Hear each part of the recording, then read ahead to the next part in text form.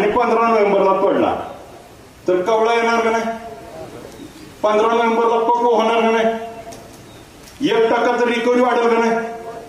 झाली 360. 3000 दिलं 360 झालं. आता 140 मला गोळा करता येत नाही तर ही काय सांगते ती तीच कळत नाही. देऊ शकतो ना 3.5? अहो द्यायचं सांगा ना. मला तर असं वाटलं होतं आता आपण 3.5 म्हणल्यावर ही म्हणती ती 4000 5000 8000 काय म्हणलीच नाही ती काय म्हणली 1 रुपया. बरं माझं म्हणणं तुम्ही एक ना आमचं 2 रुपये तुमच्यापेक्षा रेसच ठेवायची आहे ना.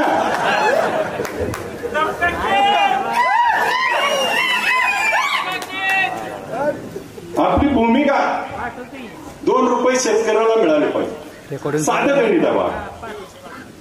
गेल्या वर्षी त्यांनी दिला 2800.